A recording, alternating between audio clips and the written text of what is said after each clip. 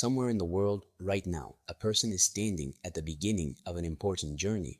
Maybe they're leaving for a job interview. Maybe they're heading to the airport. Maybe they're on their way to a business meeting, a wedding, or an exam that could change their future. They step outside, lock the door, take a deep breath, and begin walking. Then a black cat crosses their path. The animal doesn't stop, it doesn't make a sound, it doesn't even look at them. Yet for a brief moment, the person hesitates.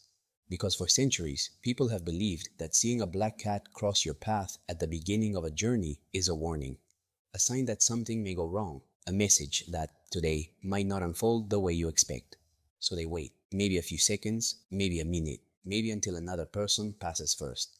The strange thing is that the cat has absolutely no idea any of this is happening. It isn't delivering a message. It isn't predicting the future. It isn't thinking about your plans at all. It is probably looking for food, or shade, or a place to sleep. Yet somehow, a small animal walking from one side of a road to another became one of the most famous symbols of bad luck in human history. How did that happen? Why this animal? Why black? And why does the belief still survive in a world filled with satellites, smartphones, and artificial intelligence? To answer that question, you have to travel back to a very different world. A world before electricity, before streetlights, before police patrols, before emergency services. A world where darkness was not an inconvenience. It was a genuine threat. Imagine leaving your home after sunset 1,000 years ago. The road ahead is illuminated only by moonlight, if there is moonlight at all. The darkness hides everything: wild animals, thieves, danger, uncertainty. Every journey carries risk, and in a world like that, information becomes incredibly valuable. A sudden sound in the bushes matters. A flock of birds taking flight matters. A strange movement in the distance matters. Because noticing a real threat could save your life, humans evolved to look for patterns because, for most of history, pattern recognition was survival. If your ancestors heard rustling in the grass and assumed it was a predator, they might have survived. If they ignored it and were wrong, they might not. Over thousands of generations, the human brain became exceptionally good at finding connections between events. So good, in fact, that it eventually started finding connections that didn't exist. Imagine a traveler beginning a journey. A black cat crosses the path ahead. Later that day, the traveler gets robbed. The memory sticks. A merchant sees a black cat before leaving town.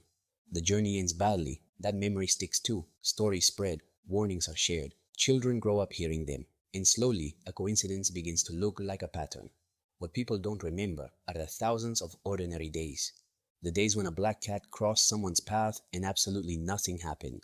Nobody tells stories about normal. Nobody gathers around a fire to discuss a perfectly average afternoon.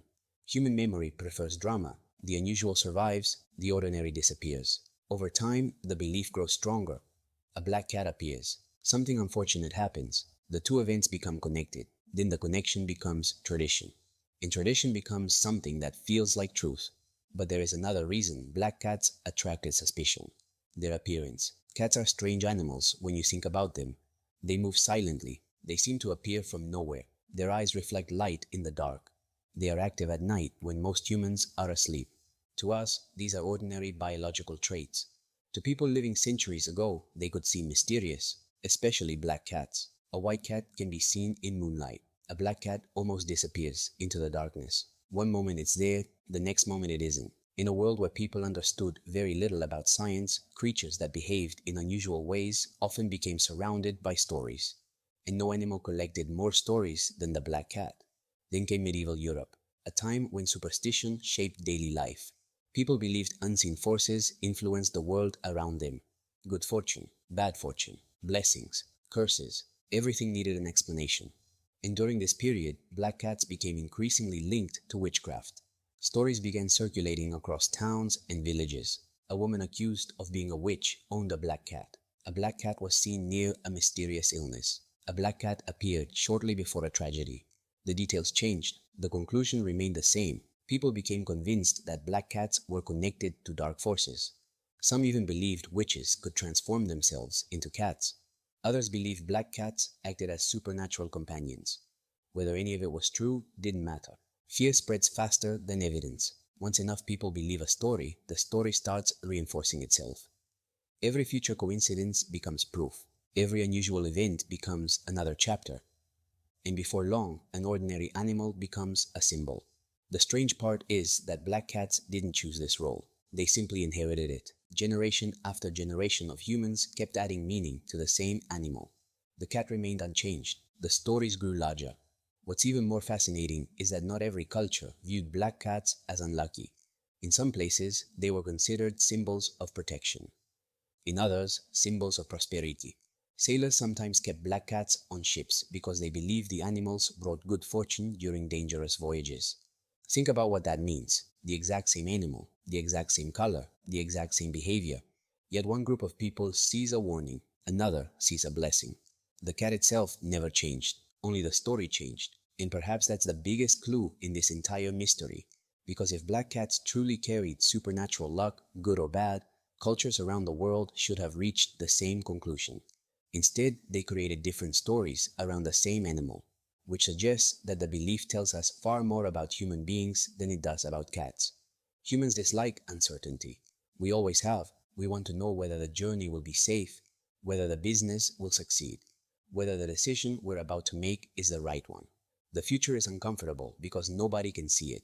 Superstitions offer something comforting, not control, the feeling of control, an explanation, a reason, a warning, something that makes an uncertain world feel a little more predictable.